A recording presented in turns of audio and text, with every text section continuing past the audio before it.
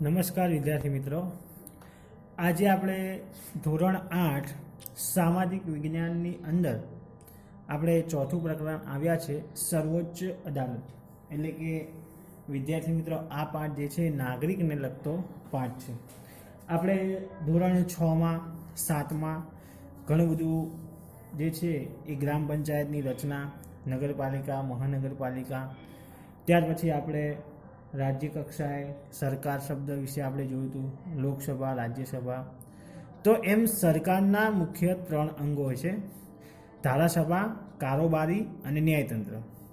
એમાંથી વિદ્યાર્થી મિત્રો આપણે જે છે એ ન્યાયતંત્રની વાત કરી હતી કે ન્યાયતંત્ર સ્વતંત્ર હોય છે. ન્યાયતંત્રમાં જે ન્યાયાધીશ હોય છે એ ન્યાયાધીશ ગુનેગારને સજા કે દંડ કરતા હોય છે. તો એ ન્યાયતંત્રમાં આપણે આ બધું આગળ થોડું ઘણું અંશે માહિતી જોઈ હતી.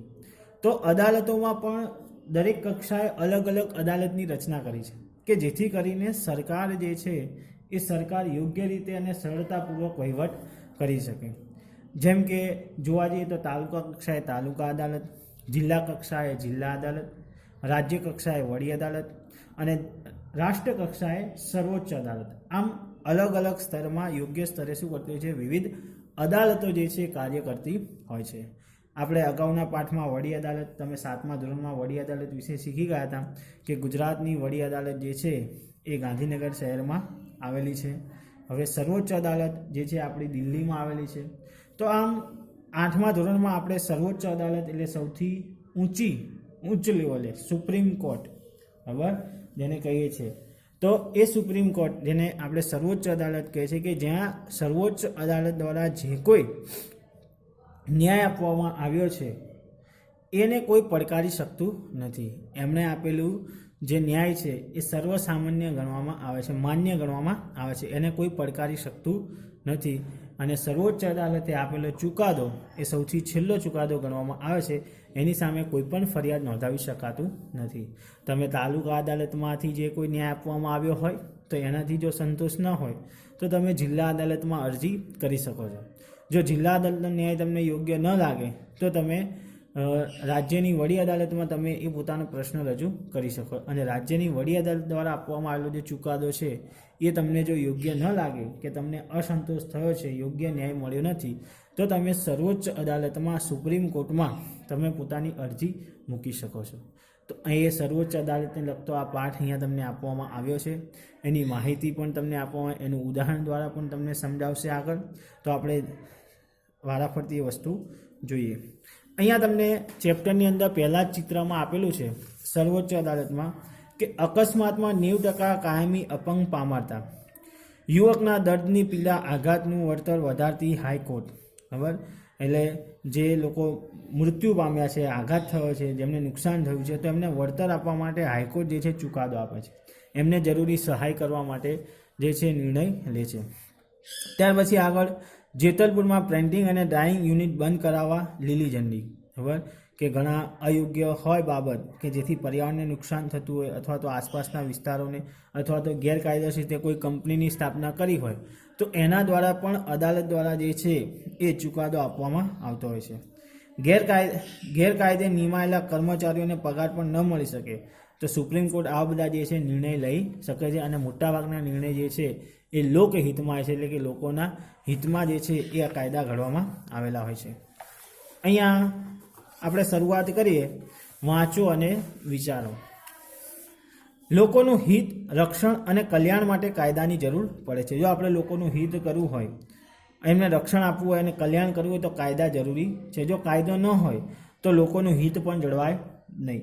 એક્ઝામ્પલ તરીકે સમાજનો કોઈ નબળા વર્ગનો વ્યક્તિ છે, ખબર, તો એને સરકાર દ્વારા જે છે એ કોઈ રાહત આપવામાં આવી છે કે ભાઈ જે 50,000થી ઓછી આવક ધરાવતા લોકોને આ યોજનાનો લાભ મળશે, મહિને 500 રૂપિયા મળશે. તો એ લોકહિત માટે કાર્ય કર્યું છે. પણ એ કાયદો બનાવે ત્યારે એમને કોઈ પૈસા આપી શકે નહીં. અને જો ન આપે તો એ અદાલતમાં જઈને પોતાની રજૂઆત કરી શકે. તો અહીંયા શું થાય, લોકહિત જળવાય. પછી ઘણી જગ્યાએ જે છે આપણે જાહેર બગીચા જે છે, તો જાહેર બગીચામાં દરેક વર્ગના વ્યક્તિને ફરવાનો અધિકાર હોય છે.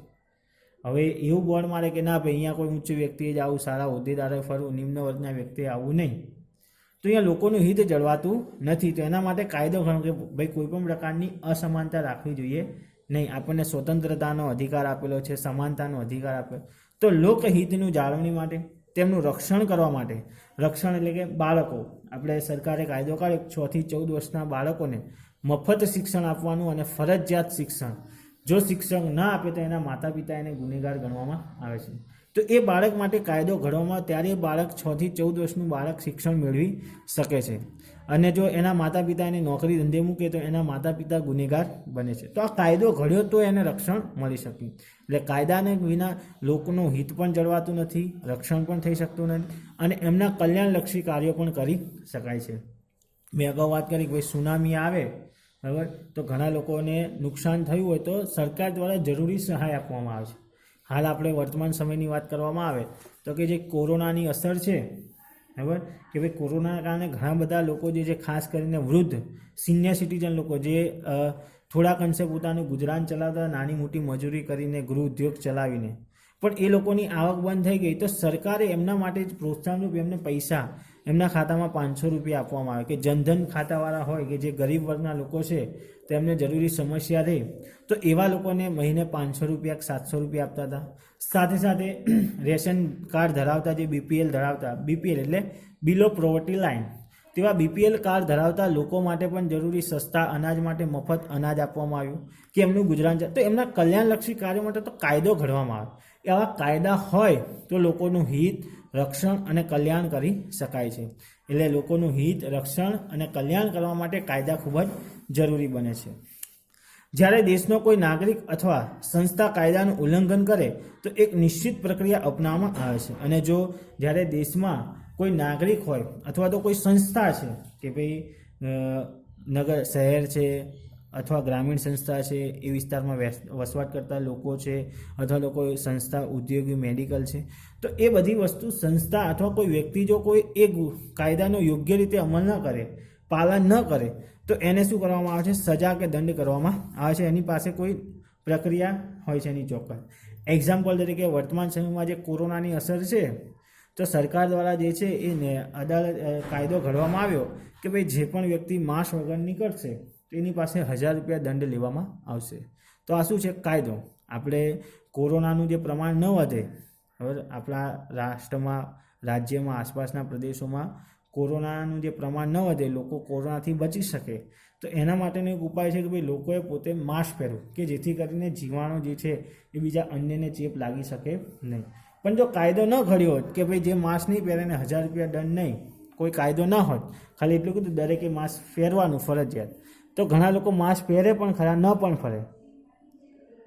ખ્યાલ આવ્યો? પણ જો 1000 રૂપિયા દંડ લેતા હોય તો આપણને ખ્યાલ હોય તો આપણે તાત્કાલિક શું કરીએ છીએ? માસ્ક ખરીદીએ. 20 કે 30 રૂપિયાનું માસ્ક ખરીદી આપણે પહેરીએ છીએ. તો આપણે કાયદાનું ઉલ્લંઘન કરતા નથી. જો આપણે માસ્ક વગર પકડીએ તો આપણે કાયદાનું ઉલ્લંઘન કર્યું એવું કહી શકાય અને આપણે એના દંડ સ્વરૂપે 1000 રૂપિયા ભરવા પડે છે. તો અહીંયા એક રાષ્ટ્રને વ્યવસ્થિત રીતે તંત્ર ચલાવવા માટે કેટલાક કાયદાઓ ઘડવામાં આવતા હોય છે. આપણા દેશમાં ન્યાયતંત્રને ન્યાય આપવા માટે તાલુકા અદાલત, જિલ્લા અદાલત, વડી અદાલત અને સર્વોચ્ચ અદાલત એમ સળંગ ન્યાય વ્યવસ્થા છે. અહીંયા વિદ્યાર્થી મિત્રો તમને પ્રશ્ન થશે કે આપણા દેશમાં સળંગ ન્યાય વ્યવસ્થા શા માટે છે? તો અહીંયા આપણે સ્ટેપ બાય સ્ટેપ છે કે ભાઈ આપણને જો યોગ્ય આપણા આસપાસના શહેરી વિસ્તારમાં વસવાટ કરતા હોય કે ભાઈ દીવાની અને ફોજદારી, એ તો તમે અગાઉ ભણી ગયા છો. દીવાની એટલે જમીન, મિલકત, સંપત્તિને લગતા પ્રશ્નો હોય તો આપણે દીવાની અદાલતમાં આપણે કેસ કરી શકીએ છીએ. અથવા તો કોઈ મારામારી હોય, ચોરી હોય, લૂંટફાટ હોય તો ફોજદારી અદાલતમાં આપણે શું કરીએ છીએ? અરજી કરી શકીએ છીએ. તો એવો કોઈ પ્રશ્ન હોય તો આપણે પહેલાં સળંગ પ્રક્રિયા છે, એટલે કે સ્ટેપ બાય સ્ટેપની પ્રક્રિયા છે. આપણે ડાયરેક્ટ હાઈકોર્ટમાં, સર્વોચ્ચ અદાલતમાં એને આપણે કેસ કરી શકતા નથી. પણ એના માટે સળંગ પ્રક્રિયા કે ભાઈ તમારે પહેલાં તાલુકા અદાલતમાં અરજી કરવી પડે. તાલુકા અદાલતમાં જો ન્યાય ન મળે તો તમે જિલ્લા અદાલતમાં જઈ શકો. જિલ્લા અદાલતમાં ન્યાય ન મળે તો તમે વડી અદાલત એટલે કે રાજ્યની જે વડી અદાલત છે ત્યાં, અને ત્યાર પછી ના મળે તો તમે સર્વોચ્ચ અદાલતમાં જઈ શકો છો. તો આમ ભારતની અંદર એક સળંગ પ્રક્રિયા જોવા મળે છે. ભારતીય લોકતંત્રમાં ન્યાયતંત્ર એ સરકારના 3 અંગોમાંનું મહત્વનું અંગ છે. મેં કીધું એમ સરકારના જે 3 અંગો છે, બરાબર, ધારાસભા, કારોબારી અને ન્યાયતંત્ર, તેમાં ન્યાયતંત્ર એ ખૂબ જ અગત્યનું અંગ ગણવામાં આવે છે. ધારાસભા અને કારોબારી વિશે તમે અગાઉના ચેપ્ટરોમાં પણ ભણી ગયા છો, તેમ છતાં અહીંયા થોડો તમને માહિતી આપી દઉં કે ધારાસભા એટલે કે કાયદા ઘડવાનું કામ કરે, કારોબારી તેનો અમલ કરાવે. કારોબારી તંત્ર જે છે એ મંત્રી અને શું કરે છે, અમલ કરાવે, અને ન્યાય તંત્ર જે છે એ સલાહ સૂચન આપે, અથવા તો કોઈ વ્યક્તિ જો એનું પાલન ન કરતું હોય તો એને સજા કે દંડ ફરમાવે છે. ન્યાયતંત્રને ધારાસભા અને કારોબારથી સ્વતંત્ર રાખવામાં આવે છે. આ આપણે 7મા ધોરણમાં પણ શીખી ગયા કે જો ન્યાયતંત્રને ધારાસભા અને કારોબારથી સ્વતંત્ર રાખવામાં ન આવે તો શું થાય છે કે લોકોનું કલ્યાણ જળવાતું નથી. જ્યાં સમાજમાં સત્તાધારી વર્ગ હોય એ જે છે એ પોતાના સત્તાને કારણે જે છે એ પોતાનો દુરુપયોગ એટલે પોતાની સત્તાનો દુરુપયોગ કરીને જે ન્યાય યોગ્ય મળવો જોઈએ મળી શકતો નથી. એક્ઝામ્પલ તરીકે કોઈ સત્તાધારી વર્ગ છે, બે વ્યક્તિ વચ્ચે ઝઘડો થયો, સંઘર્ષ થયો, મારામારી આવી ગયા, તલવાર મારી દીધી.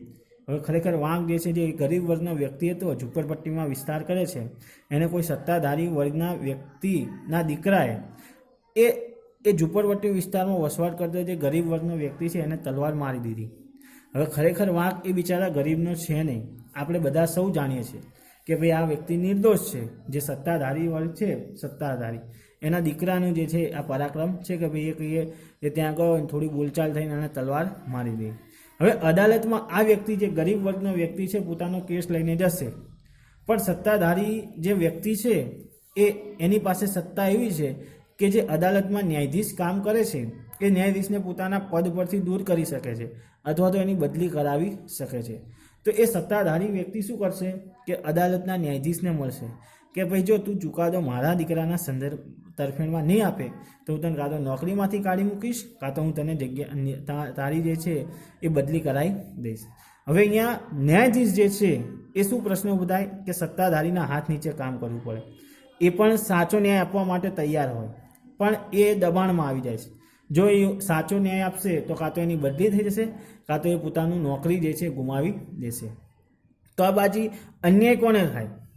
તો જે ગરીબ વર્ગનો છે બિચારો કે જેને તલવારનો ઘા વાગેલો છે, નુકસાન થયું છે, એને નુકસાન થાય.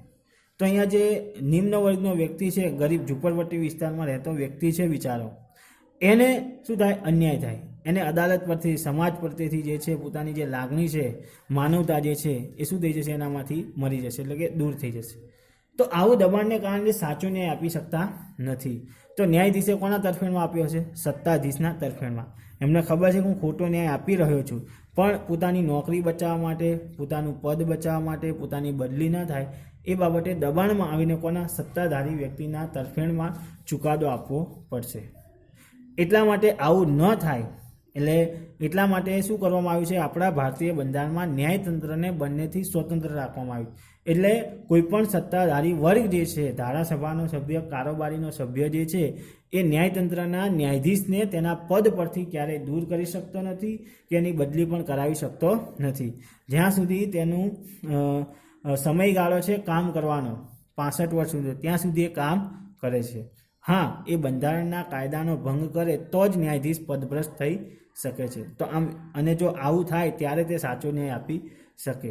એટલે અહીંયા જે છે કીધું છે કે ભાઈ ન્યાયતંત્રને ધારાસભા અને કારોબારીથી સ્વતંત્ર રાખવામાં આવે છે.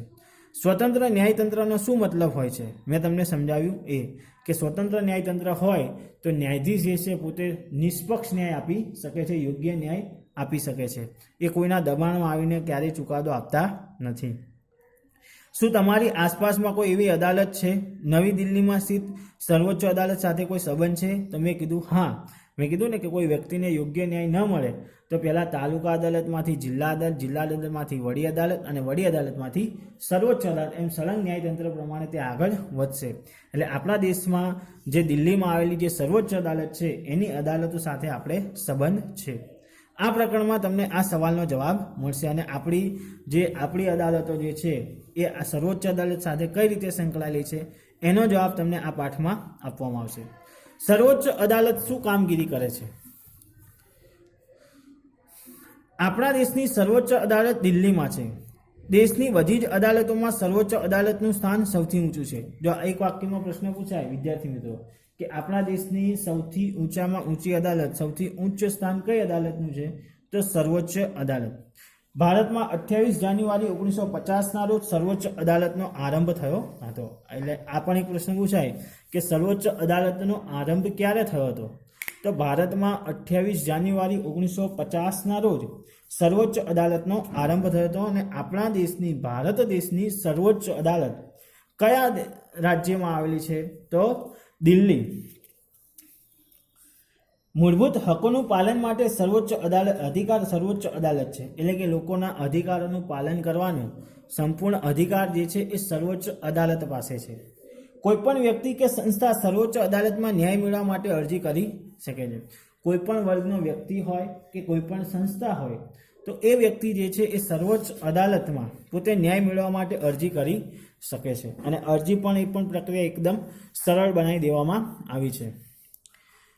અહીંયા એક પ્રશ્ન આપ્યો છે કે વિવાદનો ઉકેલ. તો સર્વોચ્ચ અદાલત નાગરિક અને સરકાર, રાજ્યો વચ્ચેના તથા કેન્દ્ર અને રાજ્યો વચ્ચેના વિવાદો ઉકેલવાનું કાર્ય કરે છે. આ પણ એક વાક્યમાં પ્રશ્ન પૂછાય કે ભાઈ સર્વોચ્ચ અદાલત કયા વિવાદો એટલે પ્રશ્ન, જે સમસ્યા હોય એ, તો કયા વિવાદો ઉકેલે છે? તો પહેલું તે સર્વોચ્ચ અદાલત નાગરિક અને સરકાર વચ્ચેના, જે વ્યક્તિ વચ્ચે એટલે કે નાગરિકના જે સંઘર્ષ છે એમના વચ્ચે જે માથાકૂટ થઈ છે તે, આ ઉપરાંત નાગરિક અને સરકાર વચ્ચેના, રાજ્યો વચ્ચેના, કેન્દ્ર અને રાજ્ય વચ્ચેના વિવાદો ઉકેલવાનું કામ કરે છે. આને સમજવા માટે આપણે ગુજરાત રાજ્યના નર્મદા બચાવ આંદોલનનો કેસ સમજીએ. અને આવું બાબતને સમજવા માટે નર્મદાનો જે છે એ તમને કિસ્સો, એટલે કે અહીંયા તમને એક લેખ આપેલો છે કે જે આપણે સમજીએ કે એનો પ્રશ્ન કઈ રીતના હલ થયો. નર્મદા નદી પર નવાગામ ખાતે જળાશય બંધની ઊંચાઈ 110 મીટર વધે નહીં તે માટે મધ્યપ્રદેશના અને પર્યાવરણનું જતન કરતી સ્વૈચ્છિક સંસ્થાઓએ તેમના સામે વિરોધ દર્શાવ્યો.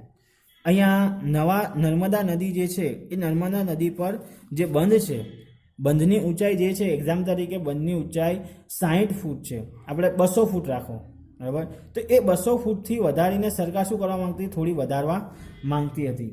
તો એના માટે થઈને શું કહે, 110 મીટર વધે નહીં. એટલે સરકાર જે છે કયો પ્રયત્ન કરતા હતા કે ભાઈ એ 200 બંધ જે છે થોડો વધારી દેવામાં આવે. પરંતુ ત્યાંના જે આસપાસના વિસ્તારના હતા, જે મધ્યપ્રદેશના અને પર્યાવરણ રક્ષણ કરતી જે સંસ્થા હોય એ સંસ્થા, આ બંને ભેગા મળીને વિરોધ કર્યો કે ના ભાઈ, નર્મદા નદીની મીટરની જે ઊંચાઈ છે એનાથી ઊંચાઈ વધવી જોઈએ નહીં. કારણ કે તેમ વિરોધ કરવા પાછળનું એમનું કારણ શું હતું કે જો આ બંધનું બાંધકામ ત્યાં રહેતા આદિવાસીઓએ હટવું પડશે. એક તો શું હતું કે જો બંધ બાંધવાની મંજૂરી મળે, બંધ બાંધવાની શરૂઆત કરે, તો નર્મદા નદીના નવા ગામની આસપાસ જે વિસ્તારમાં વસવાટ કરતા જે આદિવાસી લોકો છે બિચારા, એમને હટવું પડશે અને એમના જે અધિકારનો ભંગ થશે. એમને કોઈ પણ જગ્યાએ રહેતા હોય ત્યાંથી તેમને કાઢી મૂકવાનો એવો બરાબર કોઈ અધિકાર છે નહીં. એમનો મૂળભૂત અધિકાર છે ત્યાં વસવાટ કરવાનો. એટલે પહેલાં તો શું થશે કે જો એ બાંધકામ શરૂ કરવામાં આવશે બંધ, તો આદિવાસી લોકોનો પોતાના મૂળભૂત અધિકારનો ભંગ થશે. એટલે કે તેઓ જ્યાં વસવાટ કરે છે ત્યાંથી તેમને બીજે વસવાટ કરવો પડશે. રાજ્યો વચ્ચેની આ તકરારનો નિવાડો લાવવા 8 માર્ચ 2006માં સર્વોચ્ચ અદાલતે ચુકાદો આપતા જણાવ્યું, હવે આ કામ શું કરી દેવાનું? એટલે બંધ કરવાનું, કે મૂળભૂત અધિકાર જે છે એ અધિકારનું ઉલ્લંઘન થશે એટલે શું કરાવી દીધું? આ કામ બંધ થયું. પણ આ કેસ ક્યાં ગયો? સર્વોચ્ચ અદાલત. હવે સર્વોચ્ચ અદાલતે કઈ રીતના ચુકાદો આપ્યો? આપણે પહેલાં વાંચીએ એટલે આપણને ખ્યાલ લાગે ના ભાઈ, આદિવાસી લોકો બિચારાઓના આસપાસના વિસ્તારોમાં પોતાના સ્થળ બદલવા પડે, એમને મુશ્કેલી પડે, એટલે ખરેખર આ બાંધકામ થવું જોઈએ નહીં. આપણી વિચાર દ્રષ્ટિ આવી હતી. હવે આપણે આ રીતના જ વિચારે કે ભાઈ એમને નુકસાન થવું જોઈએ નહીં. પણ સર્વોચ્ચ અદાલતે શું કર્યું? તો સર્વોચ્ચ અદાલતે એમનું પણ હિત જાળવ્યું અને લોકોનું પણ હિત જાળવ્યું, દેશના હિતને પણ ધ્યાનમાં રાખ્યું. અહીંયા આપણે માત્ર આદિવાસી સમાજના લોકોને હિતમાં જોઈને આપણે ચુકાદો આપવા માટે એમની બાબતને માન્ય ગણી હતી. પણ અહીંયા શું કહે છે કે વધતી જતી વસ્તીને ધ્યાનને લીધે આ યોજના મહત્વની છે, કે દેશમાં દિન પ્રતિદિન વસ્તી વધતી જાય છે અને જેટલી વસ્તી વધે છે એટલી સામે જરૂરિયાત પણ વધતી જાય છે. એમ પાણીની પણ જરૂરિયાત લોકોની વધવાની છે. સરદાર સરોવર યોજનાને કારણે સજીવ સૃષ્ટિ અને પર્યાવરણમાં સુધારાત્મક ફેરફાર થવાની શક્યતા છે. અને જો એ બંધની ઊંચાઈ વધશે તેમાં પાણીનો સંગ્રહ પણ વધારે થશે અને પાણીનો સંગ્રહ વધારે થવાથી આપણે જે પાણી વંચિત રાજ્યો જે છે ત્યાં અને બીજા અન્ય પર્યાવરણને લગતા જે સારા એવા કામો પણ કરી શકાશે. અને જે રાજ્યોમાં પાણીની તંગી છે એવા વિસ્તારોમાં પાણીના જથ્થો વધારે હોવાને કારણે તેવા વિસ્તારોમાં સિંચાઈ દ્વારા પાણી પણ આપણે પહોંચાડી શકીશું. તો આ યોજનાથી ગુજરાત, મધ્યપ્રદેશ અને રાજસ્થાન ઘણા બધા ભાગોમાં પહોંચાડી શકાશે. એટલે કે જો નર્મદા નદી પરના જે બંધની ઊંચાઈ વધી જશે તો આપણે બીજા અન્ય રાજ્યો ગુજરાત, મધ્યપ્રદેશ અને રાજસ્થાન જેવા વિસ્તારોમાં શું હશે, પાણીની સમસ્યા જે છે દૂર થશે અને પાણી પહોંચાડી શકશે અને તે વિસ્તારમાં રણને આગળ વધતું અટકાવી શકાશે. આ યોજનાથી વિપરીત અસર પામતા લોકોને ક્રમશઃ પુનઃવસન કરવામાં આવશે. શું કહે છે કે જે લોકોનું પુનઃવસન એટલે પુનઃવસવાટ કરવાનું છે, કે જે લોકોના રહેઠાણ જતા રહેશે તો એવા લોકોને શું કરવામાં આવશે, બીજા સ્થળે સ્થળાંતરિત કરી દેવામાં આવશે. એટલે કે એમને યોગ્ય જગ્યા આપીને ત્યાં પણ એમનું જે છે વસવાટ કરવામાં દેવામાં આવશે. એમને જે જગ્યા છે એવી એવી જગ્યા બીજા સ્થળે એમને આપવામાં આવશે, તો એમનું પણ હિત જળવાશે. તો આ રીતે શું થયું કે મૂળભૂત અધિકારનો ભંગ પણ ન થયો, કે ભાઈ આદિવાસી સમાજના લોકોને તરછોડી દેવામાં આવ્યા નહીં, એમને કાઢી મૂકવામાં આવ્યા, પણ એમના માટે બીજી વ્યવસ્થા પણ કરવામાં આવી કે એમને બીજી જગ્યા એવી સારી એવી સલામત જગ્યા આપવામાં આવી. તો અહીંયા સર્વોચ્ચ અદાલતે શું કર્યું કે ભાઈ વ્યક્તિના મૂળભૂત અધિકારોનું પણ ઉલ્લંઘન ન કર્યું અને સામે દેશના હિતને પણ ધ્યાનમાં રાખ્યું. તો આ રીતના સર્વોચ્ચ અદાલત દ્વારા યોગ્ય ન્યાયનો ચુકાદો આપવામાં આવે છે. ત્યાર પછી નીચે આપ્યું છે કે ન્યાયતંત્ર શા માટે સ્વતંત્ર હોવું જોઈએ. તો મેં તમને એમ કહ્યું કે ધારો કે એક તાકતવર વ્યક્તિ તમારા પરિવારના જમીનનો કબજો કરી લે છે, એટલે કોઈ સત્તાશાળી વ્યક્તિ જે છે, તાકતવર વ્યક્તિ, એ આપણા ઘરનો એક્ઝામ્પલ તરીકે મારી જ વાત કરું કે ભાઈ કોઈ સત્તાધારી વર્ગ છે તાકતવર, એ વ્યક્તિ મારી જમીન પડાવી લે છે. હવે તમે એવી વ્યવસ્થામાં જ્યાં વ્યક્તિ કોઈ ન્યાયાધીશ તેના પદ હટાવી શકે છે, અને હું એવા વિસ્તારમાં રહું છું કે જ્યાં જે તાકતવર વ્યક્તિ છે એ તાકતવર વ્યક્તિ શું કરે છે તો એને જગ્યા પરથી હટાવી શકે. એટલે જે ન્યાયાધીશ છે એ ન્યાયાધીશને એમના સત્તા પરથી હટાવી શકવાની એનામાં તાકાત છે, અથવા તો એની બદલી કરાવી શકે છે. જ્યારે તમે આ મામલે અદાલતમાં જાઓ ત્યારે ન્યાયાધીશને પણ હિમાયત કરવા જોવા મળે. અને ત્યાર પછી હું અદાલતમાં ન્યાય માંગવા જાઉં, હું પોતાનો જે છે એ અરજી રજૂ કરું કે ભાઈ આ વ્યક્તિએ જે છે મારી જમીન લઈ લીધી છે, મને મારી જમીન પાછી અપાવવા વિનંતી, એવી હિમાયત કરું, અરજી કરું. પણ તાકતવર વ્યક્તિ શું કરશે, ન્યાયાધીશ પર નિયંત્રણ રહે તો ન્યાયાધીશ સ્વતંત્ર રૂપે નિર્ણય લઈ શકશે નહીં. પણ તાકતવર વ્યક્તિ જે છે એના પાસે સત્તા છે કે જો એ યોગ્ય ન્યાય આપશે, બરાબર, તો એને શું કરશે, નોકરી પરથી કાઢી મૂકશે અથવા તો એની બદલી કરાવી દેશે. તો ન્યાયાધીશ મારા તરફેણમાં ચુકાદો આપવા માંગતો હોય તેમ છતાં એ મારા તરફેણમાં ચુકાદો આપી શકશે નહીં, કારણ કે એને ડર છે કે જો હું આ વ્યક્તિના એટલે કે મારા તરફેણમાં ચુકાદો આપશે તો એને કાં તો પોતાની નોકરી ગુમાવવી પડશે, કાં તો એને જે છે બીજે અન્ય સ્થળે જવું પડશે. તો એ કોના તરફેણમાં ચુકાદો આપશે તો કે પેલા તાકતવર વ્યક્તિના તરફેણમાં ચુકાદો આપશે, એટલે મને યોગ્ય ન્યાય મળશે નહીં. તો સ્વતંત્રતાના આ અભાવથી ન્યાયાધીશને એ વાત માટે મંજૂર કરી શકે છે કે તેને હંમેશા તાકતવર વ્યક્તિની તરફેણમાં ફેંસલો આપવો પડે. અને જે સ્વતંત્રતાનો અભાવ છે એના કારણે ન્યાયાધીશને બંધનમુક્ત બની જાય છે કે ભાઈ મારે કોના તરફેણમાં ચુકાદો આપવાનો છે, તાકતવર વ્યક્તિમાં જ, પછી એ સાચો ન્યાય હોય ખોટો ન્યાય હોય. પરંતુ ભારતીય બંધારણમાં આ પ્રકારની દખલ અંદાજિત પસંદ કરતું નથી. પરંતુ ભારતના બંધારણમાં આનો પણ વિચાર કરવામાં આવ્યો છે વિદ્યાર્થી મિત્રો, કે ભાઈ આવી દખલગીરી ન થાય એટલા માટે આપણા જે ન્યાયતંત્રને ધારાસભા અને કારોબારીથી સ્વતંત્ર રાખવામાં આવ્યું છે. આથી આપણા બંધારણમાં ન્યાયતંત્રને કારોબારી ધારાસભાથી સ્વતંત્ર રાખવામાં આવ્યું છે. આથી એકવાર વડી અદાલત અને સર્વોચ્ચ અદાલતના ન્યાયાધીશો નિયુક્ત થઈ ગયા પછી તેમને તેમના પદ પરથી હટાવી શકાતું નથી. શું કહે છે કે એકવાર વડી અદાલત કે સર્વોચ્ચ અદાલતમાં ન્યાયાધીશની નિમણૂક થઈ ગયા પછી એને કોઈ પણ મુકામે એના પદ પરથી એને હટાવી શકાતું નથી. જો કોઈ વ્યક્તિને એમ લાગે કે મૂળભૂત અધિકારોનું ઉલ્લંઘન થઈ રહ્યું છે તો તે અદાલતમાં જઈ શકે છે. અને કોઈ વ્યક્તિને એવું થાય કે પોતાના હકોનું જે છે ઉલ્લંઘન થઈ રહ્યું છે તો તે અદાલતમાં જઈ શકે છે. ત્યાર પછી આવશે વિભિન્ન સ્તરની અદાલતો એકબીજા સાથે કેવી રીતે જોડાયેલી છે. પછી આપણે અગાઉ જોયું કે ભાઈ વ્યક્તિને તાલુકા અદાલતમાં ન્યાય ન મળે તો જિલ્લા અદાલતમાં જાય, એમ સ્ટેપ બાય સ્ટેપ અગાઉ મેં સમજાવ્યું હતું. તો અહીંયા પણ એક ઉદાહરણ દ્વારા જે છે એ ઉદાહરણ દ્વારા તમને સમજાયું છે કે છેલ્લા અંતે સર્વોચ્ચ અદાલત કઈ રીતના ચુકાદો આપે છે. તો વિભિન્ન સ્તરની અદાલતો એકબીજા સાથે કઈ રીતના જોડાયેલી છે જી હા, આ વ્યવસ્થાને સમજવા માટે અપીલની વ્યવસ્થા સમજે છે. જો કોઈ વ્યક્તિને એવું લાગે કે નીચલી અદાલત દ્વારા આપવામાં આવેલો ચુકાદો યોગ્ય નથી, તો તેને ઉપરી અદાલતમાં અપીલ કરી શકે છે. એટલે કે જો એમને લાગે કે અદાલત દ્વારા આપવામાં આવેલો ચુકાદો યોગ્ય નથી, તો બીજી અન્ય અદાલતમાં જઈ શકે છે. અપીલ વ્યવસ્થાને સમજવા માટે આવો આપણે એક કેસ જોઈએ. આ કેસમાં હકીકત એ હતી કે રતલામ મ્યુનિસિપાલિટીએ બનાવેલ નવા રોડનું દક્ષિણ બાજુએ કેટલાક મકાનો આવેલા હતા. એટલે મ્યુનિસિપાલિટી જે રોડ બનાવ્યો છે એ નવા રોડની દક્ષિણ બાજુ કેટલા મકાનો આવેલા છે. હવે એ મકાનોની પાછળ કોલેજની હદ સાથે મ્યુનિસિપાલિટીએ જૂનો રોડ અને નવો રોડ સરકારી કોલેજને જોડતો બનાવ્યો હતો. અને એ જે નવો રોડ બનાવ્યો એની દક્ષિણે મકાનો છે, એ મકાનોની પાછળ કોલેજ છે અને એ કોલેજ સાથે આગળ જતા બંને રસ્તા શું થાય છે? જોઈન્ટ થાય છે, નવો અને જૂનો રસ્તો. આ બંને વચ્ચેથી ગંદા પાણીનું નાળું પસાર થતું હતું. અને જે બંને જે છે એ રસ્તાની વચ્ચેથી એક નાળું પસાર થાય છે. અહીંયા તમને ચિત્રમાં પણ આપેલું છે. તેમાં રંગ રસાયણ કારખાના, ગંદા પદાર્થો કે જેમાંથી રંગ રસાયણની ગંદી વાસ આવતી હતી અને એમાંથી શું થાય છે? નકલી ગંદકીની વાસ આવતી હતી. તેના નાણામાં છોડવામાં આવતા હતા. આ ગંદકીથી મોટી સંખ્યામાં મચ્છરો ઉત્પન્ન થતા હતા. તેની સાથે આ નાળાના આજુબાજુ રહેનારા લોકો પણ જાજરૂ પેશાબ કરતા હતા. તો રાજ્યના આરોગ્ય ખાતાએ પણ ખૂબ જ મોટી સંખ્યામાં ઉત્પન્ન થતા મચ્છરો પર અંકુશ રાખવામાં નિષ્ફળ ગયું. જે આરોગ્ય ખાતું છે એ આનું ખાસ ધ્યાન રાખે, ભાઈ મોટાભાગે બીમારી ઓછી ફેલાય, જંતુનાશક દવાઓ છાંટવામાં આવે. તો આ મચ્છરનો ઉપદ્રવ અટકાવવા માટે પણ ઘણા બધા પ્રયત્ન કર્યા હતા.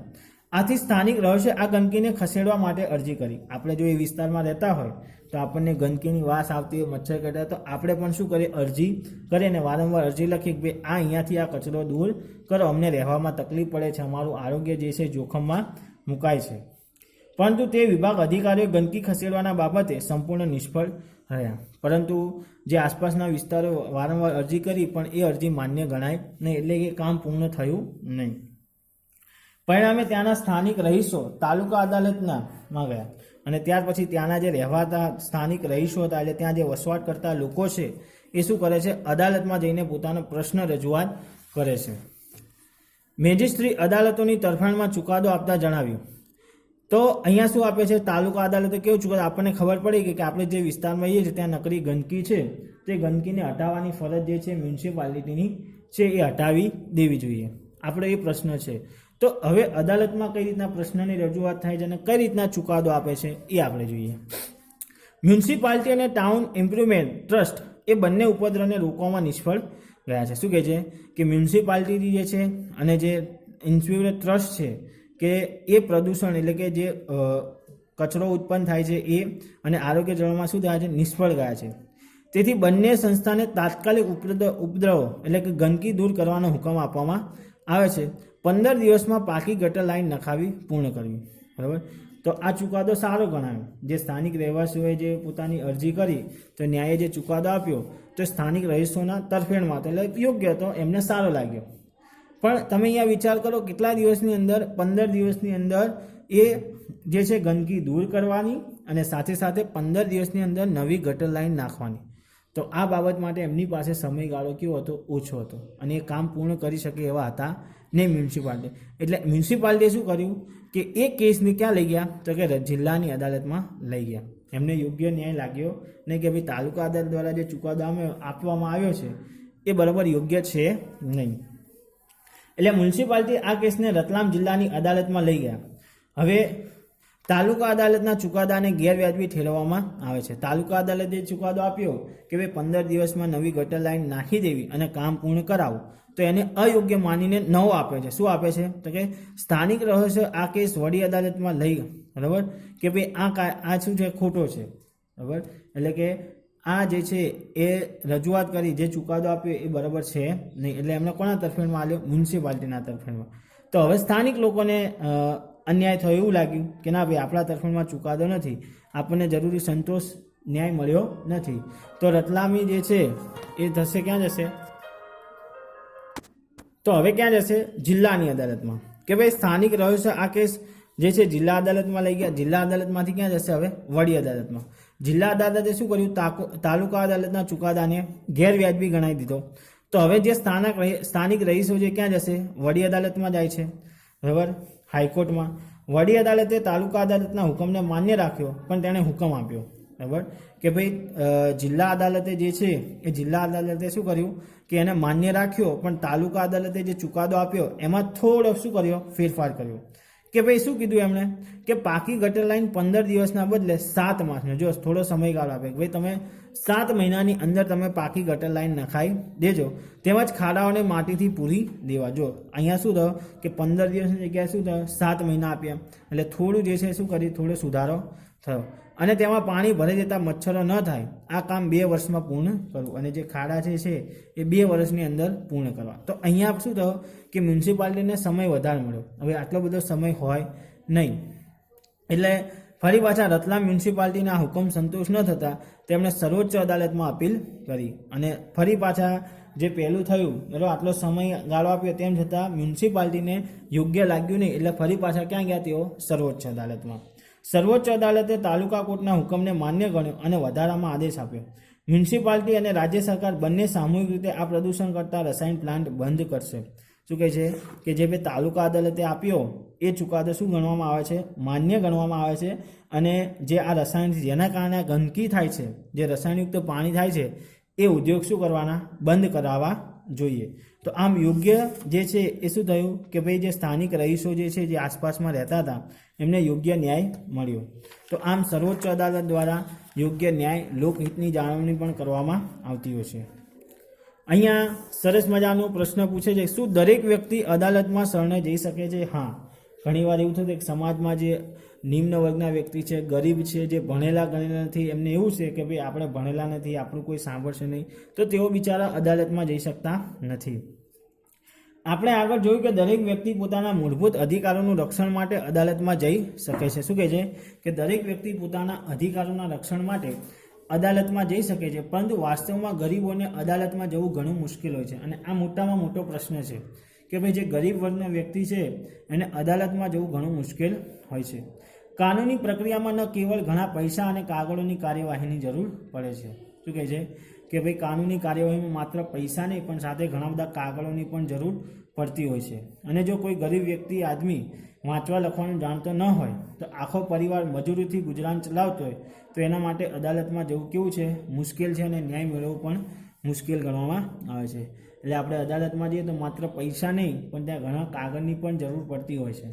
અને સમાજની અંદર મોટાભાગના લોકો ભણેલા ગણેલા ન હોવાને કારણે, નિરક્ષર હોવાને કારણે પોતે મજૂરી કરીને પોતાનું ગુજરાન ચલાવતા હોય છે. તો આવા લોકોને અદાલતમાં ન્યાય મેળવવા માટે જવું ખૂબ જ મુશ્કેલ હોય છે. અને આ બાબતને ધ્યાનમાં રાખીને ઈસવીસન 1980ના દશકામાં સર્વોચ્ચ અદાલતે જાહેર હિતની અરજીની વ્યવસ્થા સ્વીકાર કરી છે.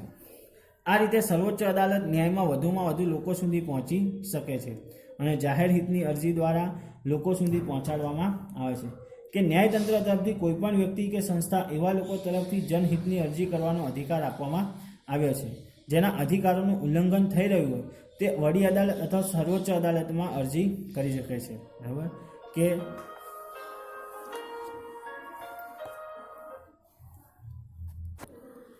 હા, તો વિદ્યાર્થી મિત્રો, આજે આપણે આટલું જોઈએ છે. બીજું આપણે નેક્સ્ટ પીરિયડમાં જોઈશું. બરાબર, દરેક વિદ્યાર્થી પાઠમાં વાંચશે અને એને સમજશે.